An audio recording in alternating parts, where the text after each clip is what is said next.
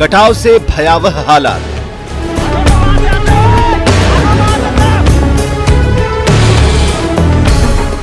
जलस्तर घटने के बाद कोसी नदी पहले से ज्यादा खतरनाक हो गई है। सहरसा के कुंदह गांव को कोसी नदी ने काफी गहरा जख्मी दिया है। दोनों किनारों की ओर कटाव दायरा लगातार बढ़ता जा रहा है और एक एक कई परिवारों के सिर से छत छीनती जा रही है। नदी का रूप इतना विकराल है कि आने वाले समय में कई और घर कटाव की जद में आने वाले हैं। हालांकि जल संसाधन विभाग की ओर से कटाव को रोकने की कोशिशें की जा रही हैं, लेकिन इसका कोई फायदा होता नजर नहीं आ रहा। हटो ना वहां से, हटो, भागो वहां से सब। स्मार्ट सिटी का बुरा हाल। स्मार्ट सिटी की ओर कदम बढ़ा रहे मुजफ्फरपुर के बीबीगंज मोहल्ले में पिछले कई महीने से ऐसा ही नजारा है। क्या नाली और क्या गली, हर तरफ पानी ही पानी है। हालात ये हो गई है कि यहाँ के बाशिंदों का कहीं आना जाना क्या, घर से निकलना तक दूभर हो गया है। ऊपर से महीनों से जमा पानी से निकलने वाली दुर्गंध ने इनका जीना मुश्किल कर दिया है। बीबीगंज मोहल्ला हर साल मानसून में ऐसी ही त्रासदी से गुजरता है, लेकिन इस इलाके की सूरत बदलने के लिए कभी कोई पहल नहीं की गई। इस रात की सुबह नहीं, पहाड़, जंगल, झाड़ियाँ, पथरीला रास्ता, नाला और दलदल, इस कठिन रास्ते से गुजरते हुए जब आप पूर्वी सिंहभूम के सुदूर सूर्याभीड़ा गांव पहुंचेंगे तो मुफलिसी और बदहाली आपका इंतजार करती मिलेगी। आजादी के सालों बाद भी यहाँ के ग्रामीणों की जिंदगी नहीं बदली। हर दिन उन्हें इसी पथरीली सड़क से गुजरना पड़ता है, तो इसी बरसाती नाले से उनकी प्यास बुझती है। किसी और सुविधा की उम्मीद करना ही बेकार है। मुसाबनी की वीडियो सीमा कुमारी इसी रास्ते गुजरकर इन ग्रामीणों का हालचाल लेने पहुंची। आज भी लोग डिबरी वाली जिंदगी जी रहे हैं। अभी फिलहाल मनरेगा से कुछ लोगों का जॉब कार्ड के लिए हम लोग बनाने के लिए निर्देश दिए हैं और पानी की व्यवस्था के लिए मनरेगा से कुआं के लिए हम लोग व्यवस्था कर रहे हैं। पानी के लिए पहाड़ सा सफर। पाकुड़ के रघुनाथपुर की ये महिलाएं गोद में बच्चा और सिर पर खाली बर्तन रखकर निकल पड़ी हैं पानी की तलाश में। रास्ते में जंगल और पहाड़ी मिलती है। पत्थर से भरा 1 किलोमीटर लंबा रास्ता परीक्षा लेता है, तब जाकर इनकी तलाश खत्म होती है इन 2 कुओं के पास आकर। इनमें से एक कुएं के पानी का उपयोग पीने के लिए किया जाता है, तो दूसरे पानी से अन्य जरूरतें पूरी होती है। पानी के लिए पहाड़ सा सफर करना इन महिलाओं की दिनचर्या बन गई है। दिव्यांग परिवार की सुनो गुहार। गोड्डा के कदवा गांव में यही टूटा फूटा घर इस बुजुर्ग दिव्यांग दंपति का ठिकाना है। इसी छोटे से कमरे में इनकी पूरी गृहस्थी समाई हुई है। घर की छत इतनी जर्जर हो गई है कि बारिश के दिनों में इससे जब पानी टपकता रहता है तो बचने के लिए कोई जगह नहीं मिलती। दुर्भाग्य ये है कि अब तक न तो इसका आधार कार्ड बना है और न ही इन्हें वृद्धा पेंशन और प्रधानमंत्री आवास जैसी किसी भी योजना का लाभ मिल पाया। मेहनत की सड़क। लोहरदगा के सेन्हा और किस्को प्रखंड की सीमा पर सामूहिक श्रमदान से बनी 2 किलोमीटर लंबी इस कच्ची सड़क ने आसपास के दर्जनों गांवों की जिंदगी बेहद आसान कर दी है। यहाँ के ग्रामीण सांसद और विधायक से लेकर आला अफसरों तक से फरियाद करके थक गए थे, लेकिन जब हर तरफ से निराशा हाथ लगी तो अपने हाथों में ही कुदाल और फावड़ा थामकर ये ग्रामीण निकल पड़े अपनी किस्मत बदलने। आज ये सड़क इस सुदूरवर्ती इलाके के लिए वरदान साबित हो रही है। सड़क के नाम पर मजाक। मिट्टी में धंसा ये शिलापट और इस किनारे पर लगा ये साइन बोर्ड। अररिया के फतेहपुर में सड़क के नाम पर अब यही 2 चीजें बची रह गई हैं, जिस पर नजर पड़ते ही फतेहपुर के ग्रामीणों का पारा चढ़ जाता है। साल 2018 में फतेहपुर से बलुआ हाट के बीच 3 करोड़ रुपए की लागत से इस 5 किलोमीटर लंबी सड़क का निर्माण शुरू हुआ था। अब 2 साल गुजरने को हैं। मिट्टी और बोल्डर से भरे इस कच्चे रास्ते का अब तक कायाकल्प नहीं हो सका है। हैंडओवर का पेंच।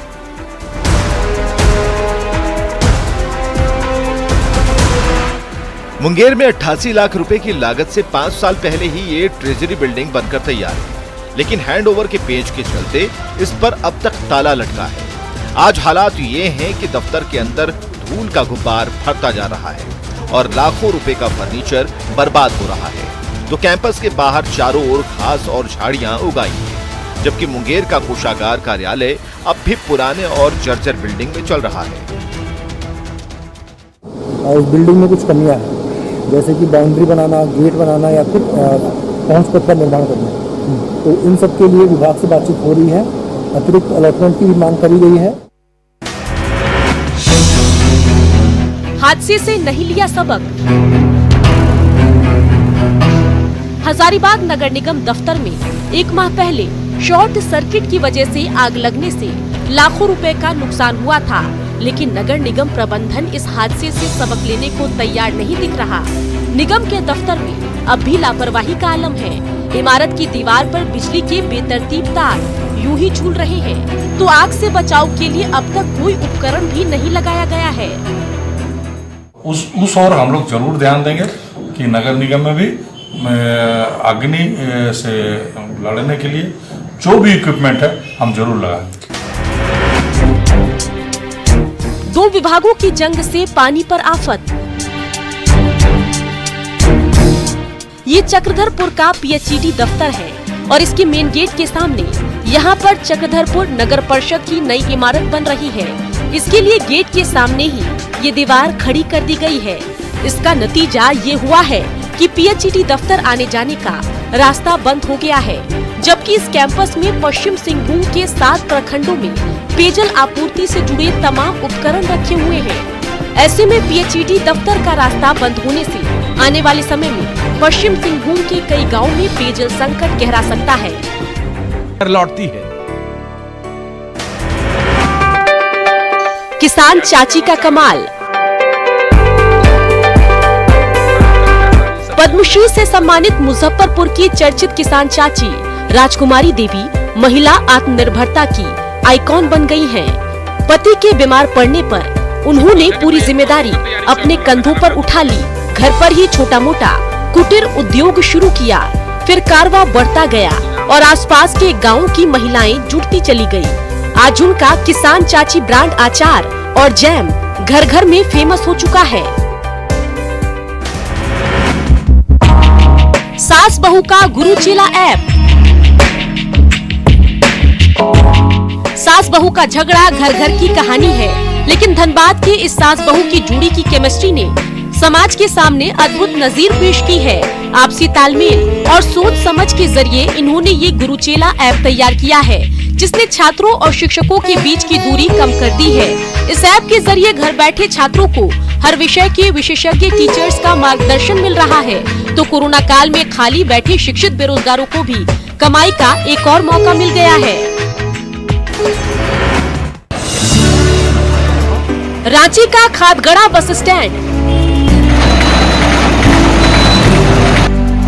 महीनों बाद बसों के हॉर्न से गूंज रहा है, तो मंजिल का सफर शुरू करने के लिए यहाँ यात्रियों की चहल पहल भी बढ़ती जा रही है। झारखंड सरकार की हरी झंडी मिलने पर पिछले सप्ताह ही सड़कों पर बसों के पहिए दौड़ने लगे थे। इस दौरान बस यात्रियों को कोरोना संक्रमण से बचाने के लिए परिवहन महकमे ने कमर कस ली है। बस पड़ाव पर लगातार सैनिटाइजेशन हो रहा है, तो मास्क के साथ साथ सोशल डिस्टेंसिंग का पालन करने की भी हिदायत दी जा रही है। कबाड़ में पीली बत्ती। एक समय था जब पीली बत्ती से लदकर इसी गाड़ी में खद्दरधारी नेता से लेकर अफसरान तक रौब झाड़ने निकल पड़ते थे, लेकिन समय का पहिया ऐसा घूमा कि आज इन गाड़ियों को सिंचाई विभाग का ये कबाड़ खाना नसीब हो रहा है। इस खुले मैदान में पुरानी कारों और जीप से लेकर कई ऐसी सरकारी गाड़ियां सालों से धूल फांक रही हैं, जो कभी सरकारी महकमे की जान हुआ करती थी। लेकिन वक्त बदला और इनकी जगह लग्जरी गाड़ियों ने क्या ले ली, इनकी जैसे किस्मत ही फूट गई। पिछले डीसी सर को भी एक सूचना दी थी कि सर बहुत सी गाड़ियां खड़ी है, क्या करनी है। तो उन्होंने बोला था डीटीओ को कि सबका जो है सो MVI करवा के उसका अग्रतर कार्रवाई के लिए फाइल बढ़ाना है।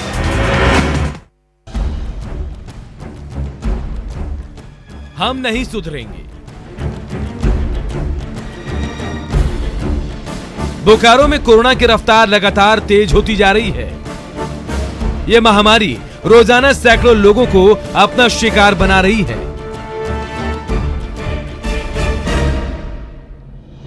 हालांकि स्वास्थ्य महकमा कोरोना पर ब्रेक लगाने के लिए लगातार जागरूकता अभियान चला रहा है, लेकिन लापरवाही और बेफिक्री कम होने का नाम ही नहीं ले रही है। ये बोकारो के व्यस्तम चास बाजार का नजारा है। चारों ओर रेलम पेल मची है। सोशल डिस्टेंसिंग का कोई पालन करने को तैयार नहीं है, तो ज्यादातर लोगों ने मास्क भी नहीं पहन रखा है। हमारी यही लापरवाही हमें कोरोना का शिकार बना रही है। बिजली रानी रुला रही है। एक तरफ कोरोना की मार तो दूसरी ओर प्रचंड गर्मी, ऊपर से बिजली रानी की आग मिचौली ने बोकारो के चास बाजार के व्यवसाय पर बुरा असर डाला है। दिन भर में मुश्किल से 15 घंटे ही बिजली रानी के दर्शन होते हैं। ऐसे में काम धंधा चौपट होता जा रहा है और व्यवसायियों की मुश्किलों का ठिकाना नहीं। चैम्बर ऑफ कॉमर्स ने बिजली विभाग से जल्द बिजली संकट दूर करने की मांग की है। हम लोग को दुकान व्यवसाय करना दुर्लभ हो गया है आज के डेट में। ये लाइन आती है और चली जाती है। लाइन आई 1 मिनट रही और 2 मिनट के लिए गई, लाइन 1 मिनट आई और 2 मिनट के लिए गई, ये स्थिति है। दुर्लभ धरोहर की उपेक्षा। दुमका के इसी तारा मंदिर में दंडी स्वामी परमहंस अद्वैतानंद सरस्वती ने सालों पहले अपना आश्रम बनाया था। अपने प्रवास के दौरान यहाँ उन्होंने एक से बढ़कर एक कई दुर्लभ धर्म ग्रंथ रच डाले थे, जो आज भी समाज को रास्ता दिखाते हैं। लेकिन नई पीढ़ी की उपेक्षा के चलते आज ये हस्तलिखित दुर्लभ पांडुलिपियां न सिर्फ बर्बाद हो रही हैं, बल्कि दीमक भी इन धर्म ग्रंथों को अपना शिकार बना रहे हैं। कहानी 16 दिन की दुर्गा पूजा की। सरायकेला राजमहल के कोने कोने में देवी दुर्गा के मंत्र गूंजने लगे हैं। सदियों पुरानी परंपरा के तहत राजमहल में 16 दिन के दुर्गा पूजा का शुभारंभ हुआ, जिसमें राजा और रानी के साथ साथ परिवार के तमाम सदस्य श्रद्धा के साथ शामिल हुए। हालांकि इस बार ये पूजा 2 चरणों में होगी। पूजा का पहला चरण 17 सितंबर तक चलेगा। इसके बाद मलमास शुरू हो जाएगा। 17 अक्टूबर को जब मलमास संपन्न होगा तो 8 दिनों की बची हुई पूजा शुरू हो जाएगी। 16 दिन चलती है, पर इस बार क्योंकि वनमास पड़ रहा है तो 7 दिन होने के बाद ये रुक जाएगा, पर अखंड मंदिर में चलता रहेगा। और इसके बाद जब ये वनमास हट जाएगा तो फिर कंटिन्यू होगा। गया को अव्वल नंबर। पानी से लबालब तालाब और चारों ओर फैली हरियाली, ये बिहार सरकार की जल जीवन हरियाली योजना की देन है। गया जिले में इस महत्वाकांक्षी योजना ने कमाल कर दिखाया है। सैकड़ों गांवों में 50 लाख पौधे लगाए गए हैं, तो बड़े पैमाने पर तालाबों और सरोवरों की खुदाई हुई है। इसी की बदौलत गया का भूगर्भ जल स्तर 17 फुट तो बढ़ ही गया। पूरे बिहार में गया को अव्वल नंबर भी मिला है। उनका 62% कार्य करते हुए गया जिला प्रथम स्थान पर रहा है। साथ ही पिछले कई महीनों से जो मासिक रैंकिंग होती है उसमें भी गया जिला या तो प्रथम रहा है या द्वितीय रहा है। एलिफेंट कॉरिडोर पर ब्रेक।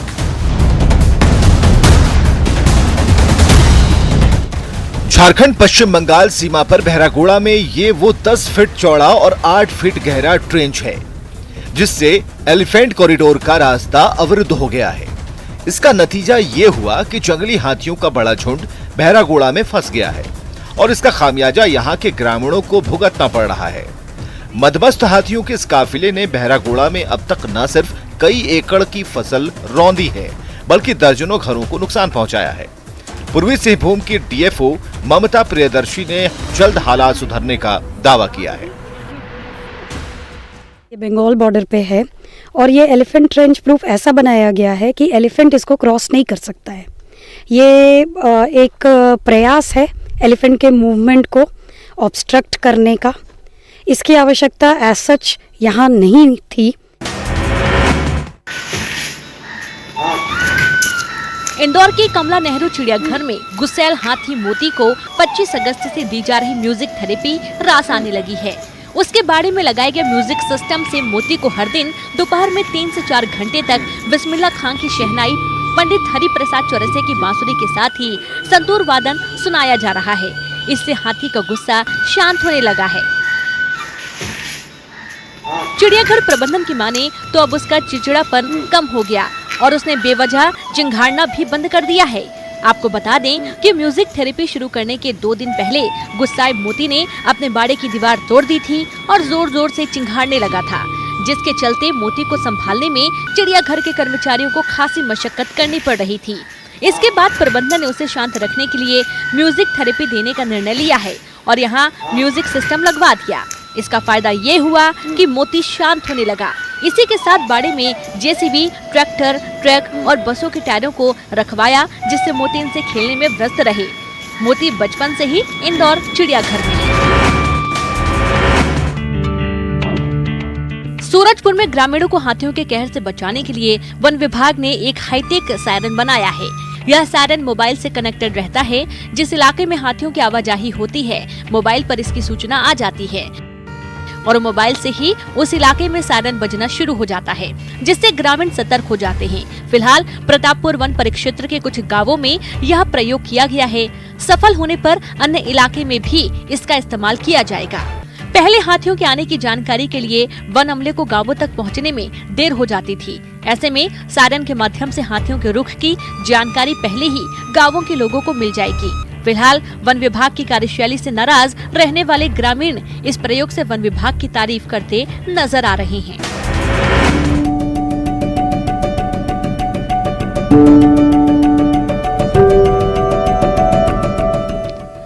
कैनवास पर चित्रित की जा रही ये महज तस्वीर नहीं है, ये एक पुरानी परंपरा है, एक विचार है जो समकालीन सूफी संतों और उनकी शैली की झलक दर्शा रही है। जम्मू कश्मीर के श्रीनगर में 20 साल की छात्रा बदर उन निसा भट्ट सूफीवाद को सर्च करने वालों की किसी प्रेरणा से कम नहीं है। बदर उन निसा भट्ट की पेंटिंग्स नायाब है।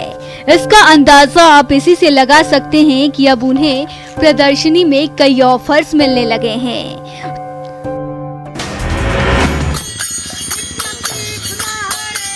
कीर्तन मंडली का भूख राग। पुरानी कहावत है, भूखे भजन ना होए गोपाला, यानी पेट खाली हो तो भगवान के भजन में भी ध्यान नहीं लगता है। लेकिन जमशेदपुर की हरि कीर्तन मंडली के सदस्य अपने पेट की भूख मिटाने के लिए गली गली हरि कीर्तन करने को मजबूर हो गए हैं। लॉकडाउन के चलते रोजी रोजगार के तमाम रास्ते बंद हो गए हैं, तो ये लाचार लोक कलाकार सड़क पर कीर्तन गाकर ईश्वर से करुण गुहार लगा रहे हैं।